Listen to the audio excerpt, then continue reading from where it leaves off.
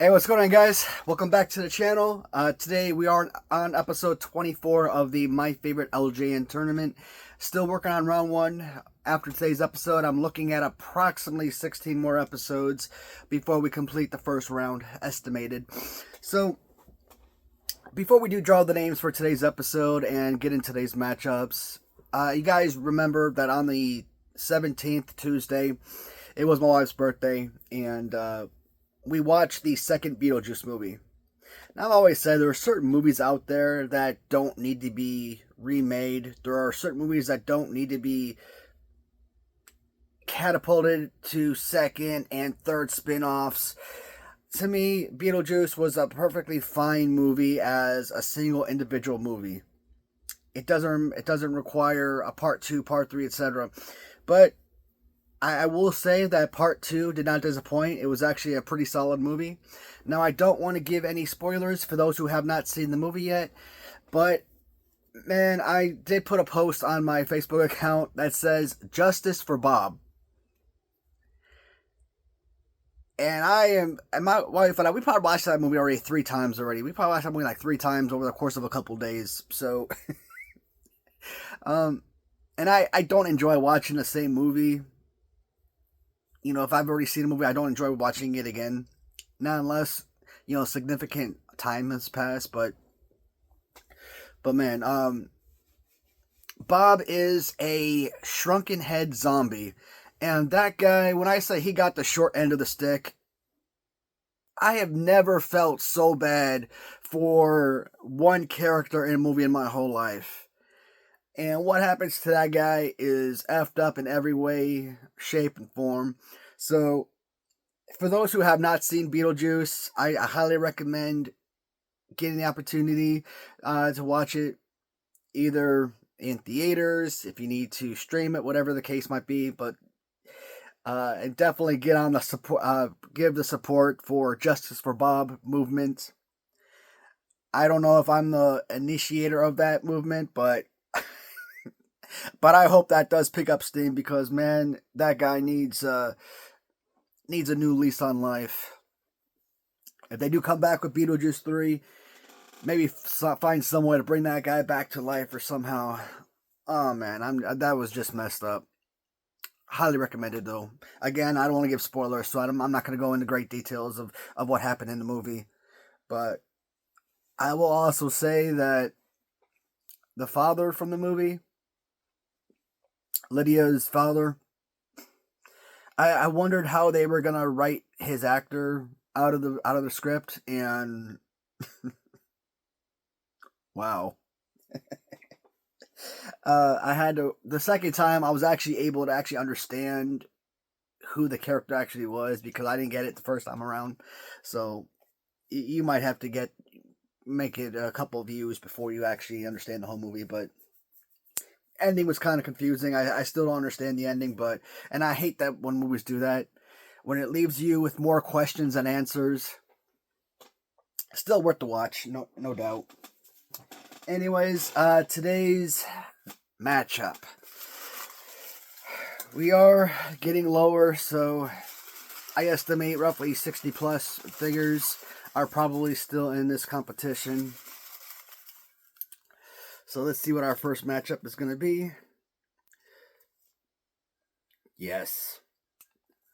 I've been waiting for this one. The Dragon Steamboat versus Don Morocco. Next matchup is going to feature Arctic Kirchner as he squares off against John Ruggiero's Megamaniac Brutus.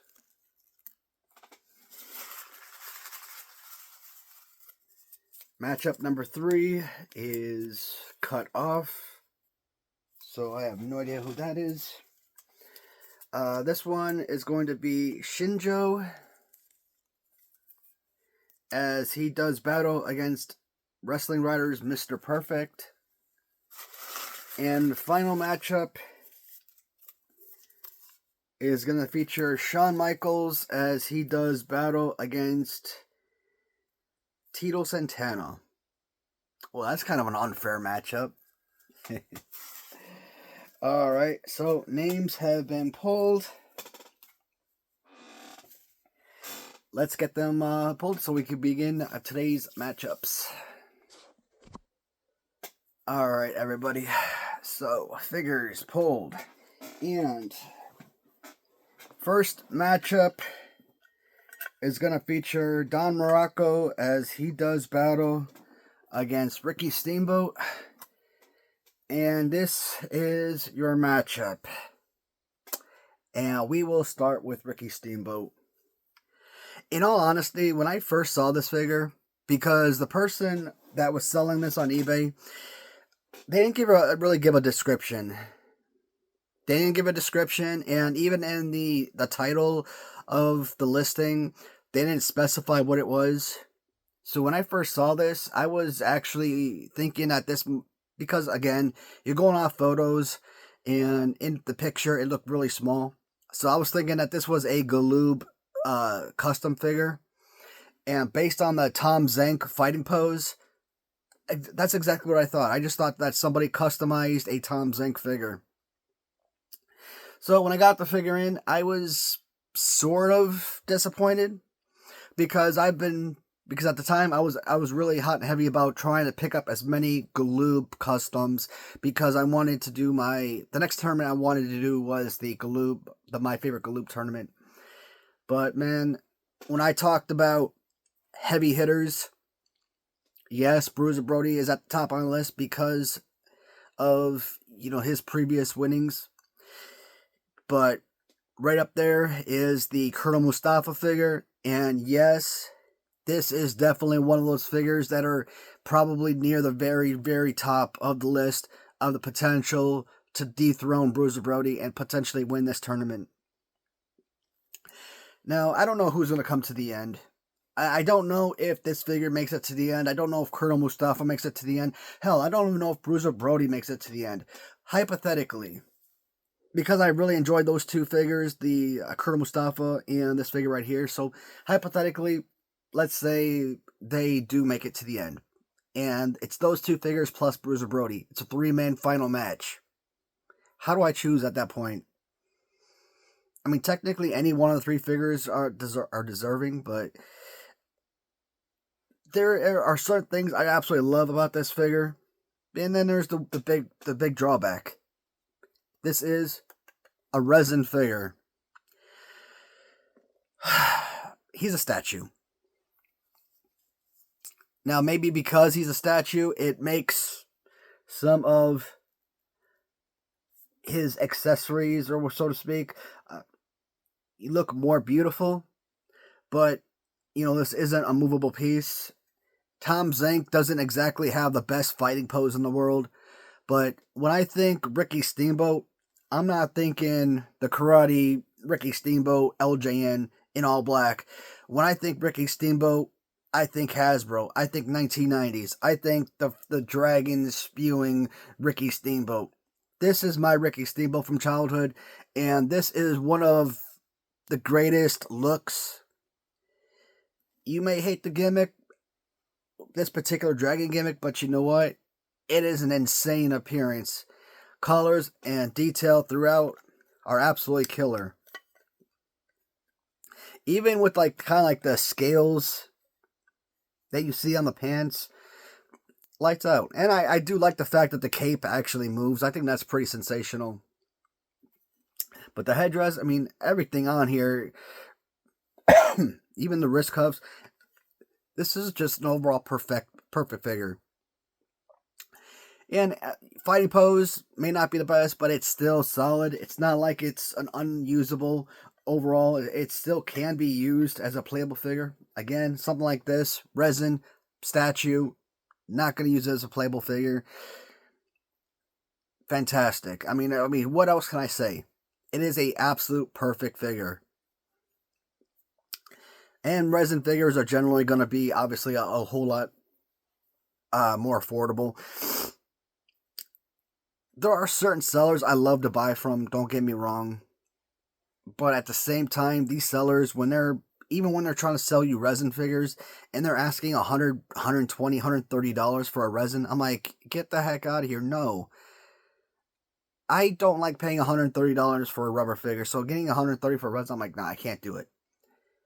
This was like a $50 or $60 figure on auction, and you're talking about possibly the potential greatest wrestling action figure. And yeah, I'll still classify it as an action figure, even as a statue, ever. And I'm paying half the price. So I get a lot of these companies, they want to earn their profits and everything, but you got to be smart with how you spend your money. And this right here, this is something I would have actually paid up for. If I had to go back again and reacquire this, it's worth it. Every penny. One of the best absolute figures. Don Morocco. When I look at LJN figures that I thought could potentially be amazing figures for use, Don Morocco is like right up there on that list. Problem is, when you actually get him in and you try to use him, he is kind of like a Tito Santana. Arms are too low, too spread apart, and not really an enjoyable playable figure. Appearance-wise, looks spectacular. This is not a bad-looking figure at all. Is he a top 20 figure? No. He might be in the top 40. I don't see Don Morocco being lower than 40, but it's possible. I mean, LJN has created a ton of really spectacular figures. I mean, for something like this, you're really not going to spend a whole lot of time talking about this figure. The second you brought up Don Morocco versus Ricky Steamboat versus the Dragon version, you knew that Dragon was going to win. I mean, I think there are very few figures in this tournament that have a legitimate chance of beating that particular figure. Do I want to talk about this any further? I don't think it's really necessary. So, Don Morocco original is out of the tournament. And next matchup is Arctic Kirchner as he squares off against Mega Maniac Brutus. So, one figure comes from Wrestling Rider, and the other comes from John Ruggiero. So, we'll start with John's figure. Now, funny thing is about this figure, when I first purchased this figure, probably back in like, I don't know, let's say summer of 2022, I bought this figure and I got a ton of other figures to go along with it. And he actually had a built-in shears that matched this color scheme, and it looked fantastic. Problem is, when they came in, the shears were broken. And I'm like, I was so disappointed. And I had to mail the figure, pay the extra money, mail the figure back to him, and he didn't necessarily repair them. He built additional shears, but they used the peppermint shears. Well, recently, I bumped into this figure and knocked it off the shelf, and I broke the darn things. My Ram Treasures figure, new Brutus Beefcake, fell off the shelf. No broken shears. I will continue to say, I love the fact that Ram Treasures gave you rubber shears. This material right here, I don't like it, man. It's too fragile, breaks too easily. So yeah, 100%. In fact, that this is, I might just, because I got a new Brutus Beefcake figure, mint on card ish. I don't want to say mint on card. It's not mint, but I bought it. The bubble was loose, so you got a mint figure and your little poster cover, etc. I bought it because it didn't cost a lot, and I bought it because I wanted to take out the original Brutus figure, and I wanted basically this figure that I wanted to put it inside.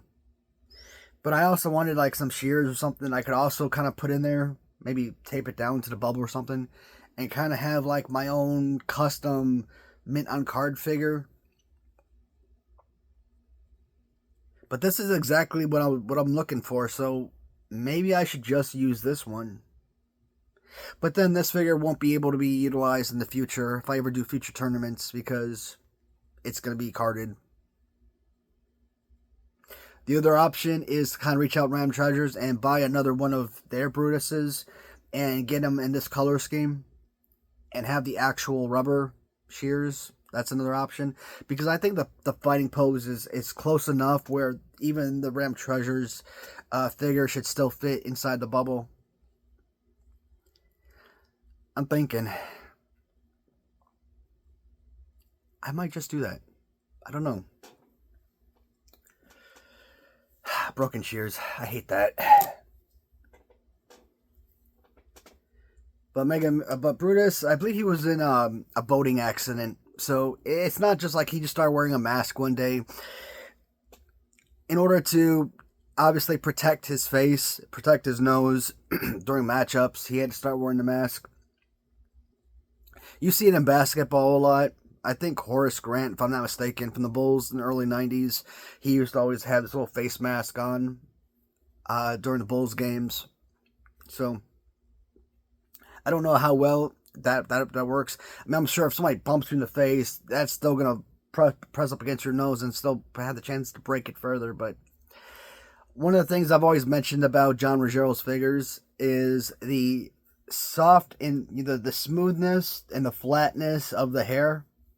So I've always enjoyed that aspect. And you kind of look around the figure. Overall quality, man. Great color scheme. Solid piece. Eric and I had been in discussion about doing a Arctic color scheme for Corporal Kirchner. And I kind of had this vision, color scheme in my head. But it's so hard to imagine, or since I'm not an artist, to draw out the exact detail and color scheme of what you pictured. So I've got like this sort of Navy or Air Force type Corporal Kirchner. I've obviously got multiple Army variants. I've got this sort of, again, Arctic color scheme to it, which looks really nice and all. Problem is, like many of the figures I just got in from Eric recently, it's not a complete figure, or it's not finished. So many figures I used to brag about like crazy, and I can't do that anymore because, well, look at it. I think all in all, if it was just simply, if this was finished and to the quality that I used to enjoy, I would say maybe Corporal Kirchner gets the leg up because I enjoy the figure more. But no, to me, it's lights out. John Ruggiero did a far superior job. And in fact, I think when it comes to the Brutus Beefcake figures, the Ram Treasures Brutus is an excellent figure. That one, among all the Brutus figures, might be number one potentially. But if it's not, I think this could be the number one figure. And I do have another one that's like this, but without the mask. So John definitely went above and beyond with this piece. So easily pushing Brutus Beefcake forward into the next round. And then we got Shinjo versus Mr. Perfect. Mr. Perfect is another Wrestling Rider figure where Shinjo comes from the Raider Nation. So, from the Raider Nation, Shinjo and wrestler Hakushi. I saw the figures on their page for probably months. So, it took a while before I finally pulled the trigger and bought them. Probably, I don't know, either mid to late 2022 or probably around 2023. I don't remember when I bought them. I doubt I had these figures during my first tournament. I don't think so. Maybe, but very doubtful. I think they were part of my second tournament, though, so. And that tournament I had around late. Yeah, I would have had to have gotten these in 2022 then, because I did that tournament late 2022, like starting around November or so. I think it ran until January 2023, something like that. It's just Mr. Fuji. They painted all white. So, like many of the figures, like Doink and Hercules, and probably a couple other figures as well, kind of get the same hair style type of deal. Not as bushy as like the Hercules and Doink figures, but relatively same.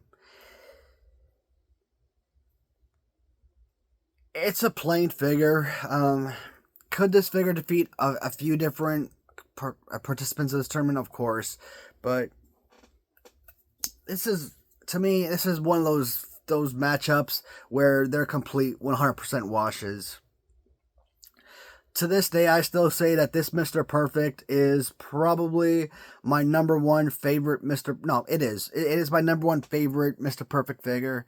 And yes, it is resin, and that hurts it some, but face-wise, looks incredible. Fantastic hair. I love the double singlet. Fighting pose, it's kind of like a mix between Big John Studd and Hulk Hogan. So, it's, as a playable figure, yeah, you could make it playable if you wanted to. So it's got a great pose, great look, name recognition, and just overall quality figure. And kind of looking through these matches, this video is just shooting right on by. And I think because I don't really have a lot to say about these figures, and most of these matches are relatively simple so far. Yeah, this is probably going to be a less than 30-minute video. Mr. Perfect.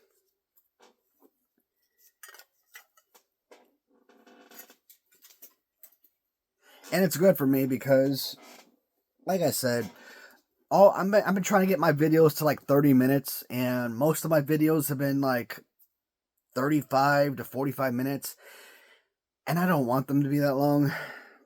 And I'm sure my view count is suffering because the videos are 39 minutes, 43 minutes, etc. But I'm sure someone's gonna look at this, see 25-minute video, be like, oh yeah, I could watch that. Last matchup is gonna feature Random Treasures Shawn Michaels as he does battle against Tito Santana. It's pretty much yet another wash, but we'll discuss. Tito Santana, in theory, should be an absolutely spectacular figure. You think arms out, this should be such a fun figure for play, go-to figure, and it is straight trash. Probably one of the top 3, top 4 worst LJNs ever made. And where do you begin? Well, we could talk about play pose all day long. We already can see the play pose. We know that play pose sucks. Arm, the way that it's, yeah, you got a little bit of a right hook, right punch type deal, but that's it. I mean, you got like this upward slap. It's just not a fun figure for play. You take that away. I've seen Tito Santana. Okay, he is not ripped like this. He's excessively thin, but they give him like all these extra abs. So super thin figure. His overall color scheme is very plain and simple. Now, I've seen Tito Santana. I would like to see one in sort of, yeah, purple, more maroon reddish trunks. Something like that would be nice. It's just, overall figure, it's just terrible. And what I hate is that so many people take this figure and they customize the heck out of it. I get it. Bad figure, cheap, affordable. But why this figure do you customize? I've seen people take this figure to turn him into freaking Undertaker. Don't do that to the Undertaker. The Undertaker deserves better. Okay? Or I've talked about the Raider Nation where they've gotten, where I bought a Mr. T from the Raider Nation with utilizing Tito Santana. Here's the thing though. They always use high quality figures. Who's to say they used a purple Tito Santana? They probably used a Strike Force Tito Santana. Now, same figure, different color. but this is like a $5 figure, $10 figure. In this condition, maybe you get $15, I don't know. But Strikeforce Tito is like a $40 to $60 figure. So, Shawn Michaels. When the big rubber guys came out with Mario Jannetty, it was so nice that you can have one member of the Rockers. It was disappointing you didn't get both members, but it was a nice figure. Didn't like the whole Tom Zenk deal, but it was adequate. It was still a great figure. When Ram Treasures came out with their version of the Rockers and gave you both members, incredible. And I'll probably mention it every time I talk about guys like this. My personal favorites, my personal must-haves when we're talking about custom must-haves. Yokozuna will always sit at the very top of my list. I don't want Yokozuna painted from a King Kong Bundy. I will abandon ship on that thought process immediately. No, I want a realistic Yokozuna, excellent fighting pose, authentic own body mold. That was number one.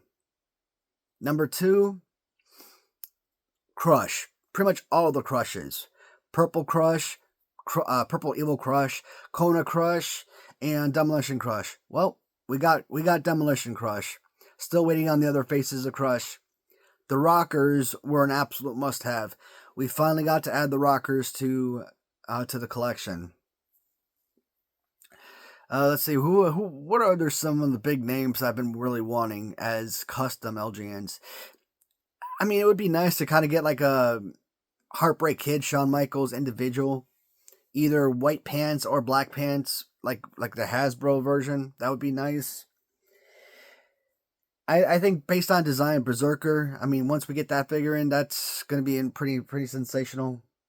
In fact, by the time I post this video, Berserker should already be in hand. They may have to upgrade $1 Million Man at some point. I don't know. Off the top of my head, I'm trying to think. I'm thinking. But those are obviously some of the key figures. Nails. Absolutely want Nails. I've seen a figure of his. I'm like, yes. We must have it. Upside and downside. Both the Rockers are mirrored. I don't like having mirrored figures. It's just weird. I mean, I would love to have them, give them their own unique fighting pose and design. They're also mirrored. They're also reflective of manager Freddie Blassie. I've said Freddie Blassie is very closely resembling SD Jones' fighting pose. So I love the fact that Freddie Blassie is a very fightable or playable wrestling figure. I don't mind Freddie Blassie. I think with the arms up, just a little bit too high up. So, I don't know. It's still fun, still great. But I would have altered them just a little bit at least. When I got this in, I still question if I wanted to get the Purple Pants stock photo or go with something more unique and special. The pants that they wore when defeating the Hart Foundation for the championship titles. As you guys know, it's like, oh, you know what? We changed our mind. The wrestling match never happened. Hart Foundation are still champions. So that was like, I want to say, again, I forgot the date. I want to say October 30th, 1990. And that was messed up. But color scheme stuff throughout, fantastic. This gives you kind of like your 1991 Series 2 Hasbro look of Shawn Michaels. So, pretty interesting. Like I said, man, almost every single one of these matchups were pretty much a wash. Now, the Kirchner versus Brutus figure was a little bit more difficult, but we pretty much knew the second these figures came up who the winner was going to be. Shawn Michaels defeats Tito Santana. and pretty much having 4 washes, yeah, this video is going to shoot by a lot more quickly. So that does conclude episode 24. And at this point, I'd say we're about roughly 4/7 of the way through the tournament. I don't know if it's going to go 42 videos, 41 videos. I'm estimating about 40 videos, and we'll be done. I might take a break after round 1. I don't know. The goal was to keep these going daily, but man, this has just been a long process. Whew, we'll see. I'm kind of beat. But that's it for now, guys. Hopefully this was still a good video, and you guys got the opportunity to see some fun new some fun new figures. Questions, comments, please feel free to reach out. As always, thank you so much for watching, and look forward to talking to you in the comments.